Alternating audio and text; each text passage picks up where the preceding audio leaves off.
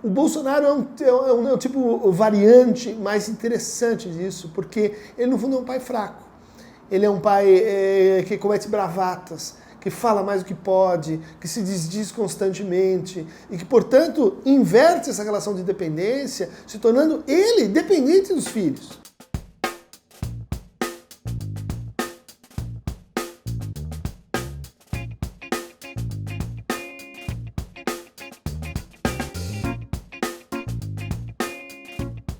Uma tese clássica, está no La Boétie, está no Montaigne, nos pensadores do século XVII, XVI, né? Que começaram a perceber como havia uma lógica de individualização inerente ao poder absoluto, inerente ao poder que quer, no fundo, apenas mais poder. Então, o tirano, ele, por ser um tirano, está dependente de uma lógica do medo, de uma lógica da conspiração, de uma lógica de que alguém vai trair em algum lugar. Por quê? Porque ele chegou naquele lugar à base de traição e conspirações, né? Isso faz com que ele comece a descartar os seus aliados mais instrumentais e inicie um processo assim, de purificação que termina nele, né? Ele sozinho, né? Ele, seus afetos ou suas paixões tristes, né? Então, uma versão disso no século XVIII vai ser o déspota oriental, que é aquele que está dentro do harém e aquele que exerce e sofre de uma espécie de excesso de poder e que vai sendo continuamente traído por aqueles que estão bajulando ele, que estão enaltecendo poderes que ele não tem e que, no fundo, são responsáveis por manter essa lógica de solidão e de individualização, né? Então são esses dois afetos que a gente vê muito no Bolsonaro, né?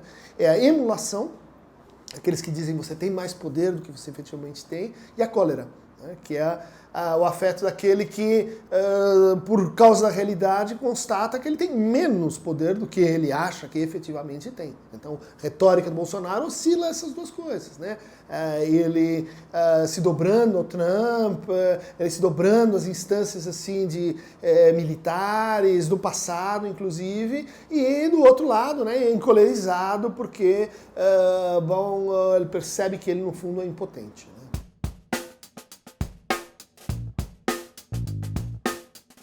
Aí é uma patologia mais nacional, né, que a gente podia até ligar com aquele personagem do Machado de Assis, que é o pai do Brás Cubas, né, que é aquele que exige aparência em público e que sanciona os maus tratos que ele vai ter com o escravo, com as mulheres, no privado, né. Isso é aquele tipo de educação que diz e promete para o filho que ele será uma extensão do pai, de que no fundo ele já é o pai, de que ele é a cultura do herdeiro, sabe? Aquele que já vive por conta de, né? Aquele que goza com um poder que vem de uma outra instância, né? Isso está posto na nossa cultura, é um pouco o senhor de engenho, o senhor de escravos, né? O Bolsonaro é um tipo variante mais interessante disso, porque ele no fundo é um pai fraco. Ele é um pai que comete bravatas, que fala mais do que pode, que se desdiz constantemente e que, portanto, inverte essa relação de dependência, se tornando ele dependente dos filhos, né? Ele incapaz de limitar os filhos. Isso, dentro da dinâmica da emergência assim, da família, como locus do poder, do poder hierárquico, é muito curioso, porque ele se adapta aos novos tempos, né? Então, os tempos de maior horizontalidade, uma família mais democrática, né? Que nesse caso não é mais democrática porque é invertida. É o filho que manda no pai, né? E que isso está acontecendo debaixo dos nossos olhos. E é uma coisa que eu não me canso de dizer, porque é um paradoxo, mas que eu acho que ele não está conseguindo se inscrever simbolicamente na ordem ou na desordem que a gente conseguiu produzir, né? Quer dizer, qual é a causa primeira da corrupção? É quando os assuntos privados, quando os interesses privados se ocupam dos interesses públicos, né, parasitam os interesses públicos em seu próprio benefício. Ou seja, é quando a lógica da família ocupa a lógica do que deveria ser anônimo, impessoal, as regras da instituição e do Estado. Né? Então, não há dúvida de que a corrupção é exatamente isso. Né? Quer dizer, a família e os amigos, a família e as extensões, os agregados. Né? Então, a gente vê emergir um discurso contra a corrupção que é, ao mesmo tempo, o enaltecimento prático do nepotismo, né? Da família no poder. Né? Que há um manto pseudo-cristão que impede que as pessoas percebam que há uma família corrupta, né? Que a família é também o locus da imoralidade. Né? Precisa ler mais Nelson Rodrigues, precisa estudar um pouquinho mais de como a família é também o lugar de onde vem o que há de pior em nós.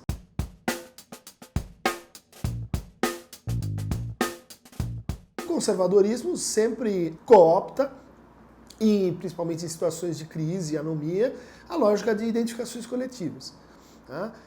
Na qual eu abro mão da minha responsabilidade, do meu desejo, da minha divisão subjetiva, transfiro isso para um sucedâneo de papai e recebo de volta a proteção, segurança e o sentimento de que eu sou especial no mundo, porque esse me ama como a um filho. Né?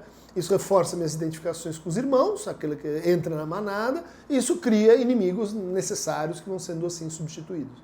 A novidade é a formação de massas digitais. Para isso a gente não estava preparado. Né? Funcionamentos mentais, assim, de uma pessoa que está assim isolada, jogando videogame, ela e o WhatsApp da família, e que é apossada, né, por um discurso que não entra desde o público, né, ele entra desde o privado. E aí ela produz reposições discursivas, novas formas de narcisismo, novas formas de experimentação do medo, outros tipos de sofrimento paranoico que foram assim inventados, né? ou reformatados pelo universo digital. Acho que a esquerda estava pouco preparada para isso, né? Estava lendo o território, o espaço digital como uma extensão do espaço público, né? Ou seja, fazendo política no sentido mais clássico do termo. Quando a gente percebeu que havia ali uma lógica formativa de discursos e de lideranças, estava tarde demais. Por quê? Uma figura como Olavo de Carvalho, como Nando Moura, são pessoas que não resistem ao universo real. Né? Você não pode pôr essa pessoa num espaço público e ela vai funcionar. Ela só funciona na redução da tela, naquele formato, com cursos e retóricas que são muito específicas. Né? Por outro lado, a gente duvidava que isso pudesse ser possível. A minha avó, meu pai viveram na Alemanha na época do nazismo. Né? E eu sempre perguntava para eles, como é que vocês deixaram essa coisa acontecer? Vocês não viam as pessoas com a estrela de Davi, as lojas sendo roubadas, né? E a resposta era invariavelmente a mesma. Estava todo mundo com medo, né? E assim, essas são pessoas vulgares, toscas, ninguém nunca vai levar isso a sério. Né? E quando deram conta já estava sério demais.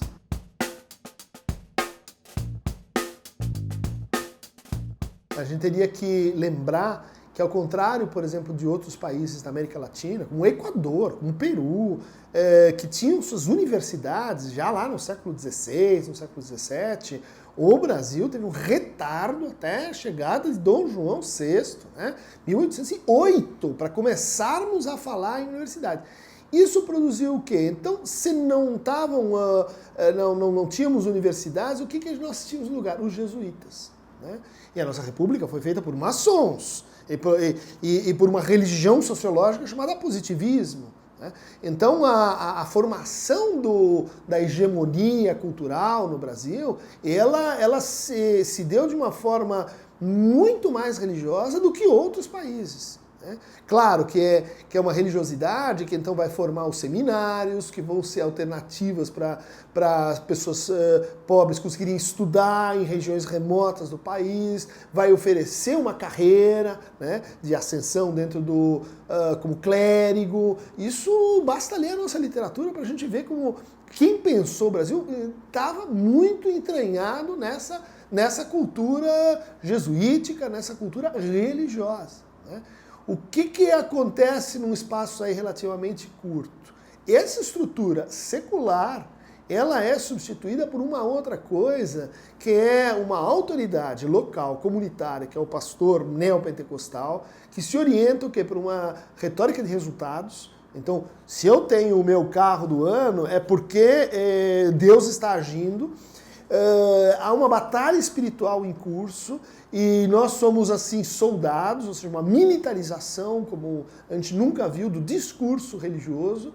E em terceiro lugar, sem seminário, sem estudo, sem universidade, sem ligação desse discurso, que é um discurso cultural fundamental, a Bíblia, né, com outros universos, né, universos no tempo e no espaço. Né? Então, sem hermenêutica, sem estudo comparado da Bíblia, sem nada que a gente tinha na religiosidade até muito recente, inclusive no espiritismo, que tem uma extração positivista, inclusive um outro tipo de estudo, mas de formação mais iniciática, que a gente tem nas religiões de matriz africana, né? Que não é porque não é cultura escrita que você não tem essa transmissão, essa valorização, né? Do saber que se recebe numa certa linha de ancestralidade. O que a gente tem quando o pastor ele é chamado, né, diretamente por uma experiência divina? Né? É o empreendedor si mesmo, é a religião neoliberal. Né? Cria a sua própria religião. Né? Por que não? Se ela pagar bem, né? Se ela der certo no mercado, a gente vai e emplaca ela também. Então você tem isso entrando forte na hegemonia cultural pelas religiões que têm canais de televisão, que a gente assistiu durante décadas, né? Canais e mais canais que são concessões públicas do Estado, serem assim, traírem a função, o interesse público que é laico, né? E serem entregues para um discurso religioso. Daí, de repente, quando a gente se dá conta, é tarde demais. Por quê? Porque isso foi desfaçatez, isso foi displicência com a cultura, no sentido de que era possível ter feito outra política cultural. Um fato que a gente não pode negar nem desconhecer, que a emergência do universo evangélico neopentecostal cobriu a ausência do Estado. Ali onde o Estado não chegava, isso foi uma organização espontânea dentro dos guetos, dentro dos condomínios, dentro das comunidades isoladas e que, portanto, fazem uma função de tratamento do sofrimento e de rede de apoio em termos de educação, de saúde e de moralização de espaços onde as vidas podem se tornar erráticas. Né? Então, o que acontece?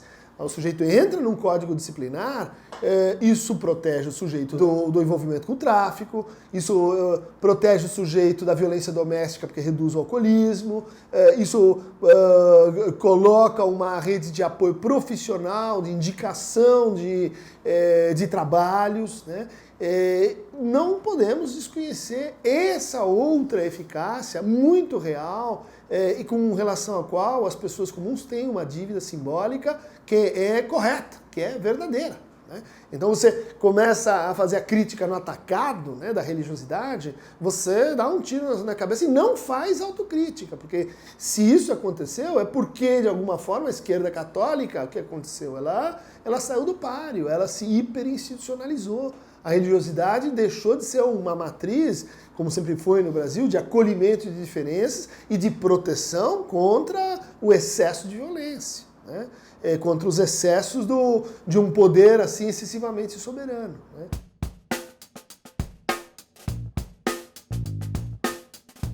Há uma batalha moral em curso, há uma batalha que, por exemplo, coloca no centro de gravidade da conversa a sexualidade, né? Que era para os herdeiros de 68, que é a nossa alavanca de transformação no mundo, porque a sexualidade faz a gente sonhar, porque a sexualidade faz a gente ter um outro tipo de vinculação com a família. A sexualidade cria uma forma de subjetivação e de individualização. O que acontece num cenário marcado pela violência, pelo medo como afeto hegemônico? Né? Você renuncia à sua individualização, você renuncia a caminhar por suas próprias pernas e procura o refúgio em uma comunidade orgânica, que são as as novas religiosidades ascendentes no Brasil. Eu escrevi para Boitempo, 5 anos antes disso. O Brasil vai gestar um novo fundamentalismo.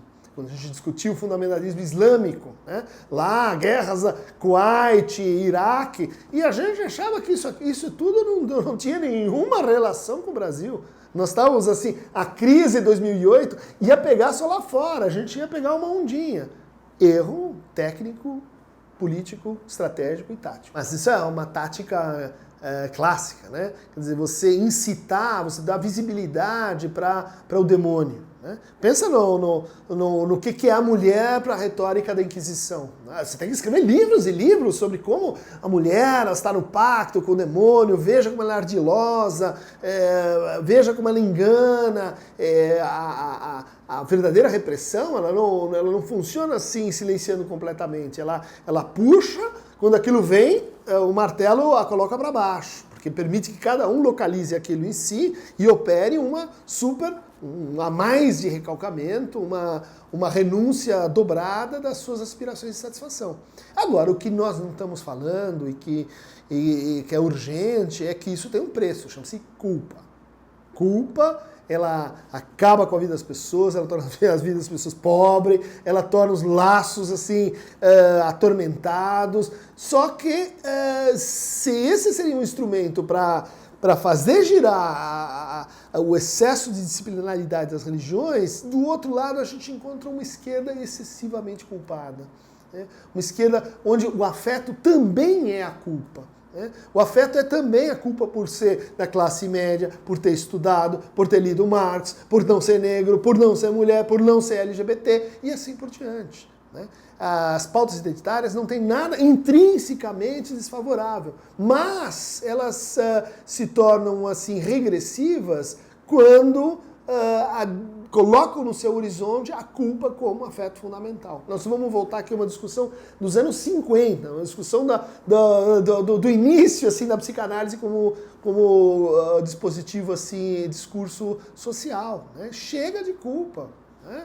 Agora, onde é que você vê esse discurso? Quem é que está falando isso? São só os pancadões e o funk, né? Que, enfim, consegue fazer uma alternativa a isso, mas é uma alternativa de difícil contextualização política. Né?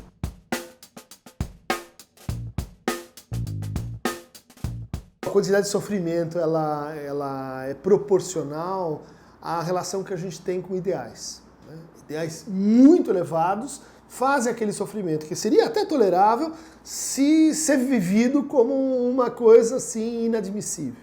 Também o sofrimento, quando ele é individualizado, quando ele é, por exemplo, simples efeito da sua falta de virtude moral, da sua falta de pensamento positivo, da graça que você não teve, né? Quer dizer, quando você individualiza o sofrimento e quando você infla os ideais, você tem uma situação de alerta amarelo para que o sofrimento se transforme em reatividade e violência, se transforme em depressão massiva, evolua para um suicídio, evolua para, vamos chamar assim, síndrome do Coringa. Né? Quem viu o filme vai entender exatamente o que está em jogo. Né?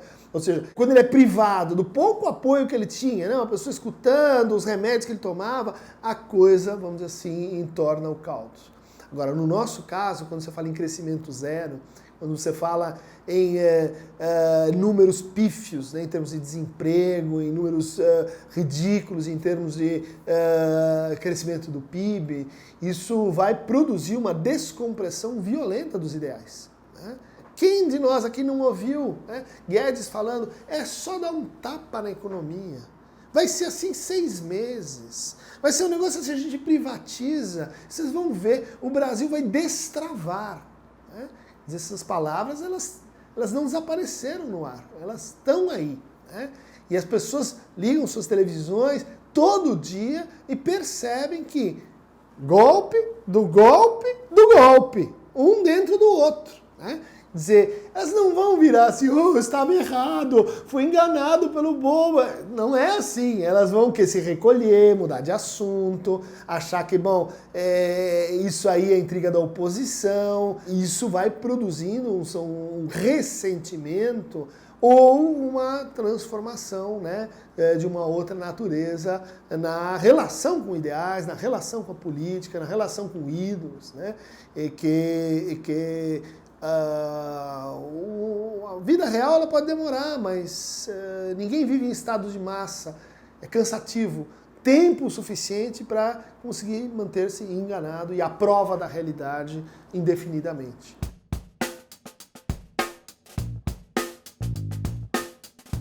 A gente tende, né, a tentar bloquear esse discurso da violência com o discurso da paz, né, e que é super importante, é o discurso do desarmamento. Mas, de certa forma, este discurso, ele conta com a posição da paz e dos direitos humanos, como um discurso, como um contradiscurso, como um discurso complementar, que no fundo, assim, não é viril o suficiente, é covarde, é o discurso dos artistas, né? Quer dizer, é o passivismo como uma espécie, assim, de inautenticidade, né? A vida real, a gente sabe como é violência. Então, vem essa turma falando essas coisas, eles são mentirosos, né?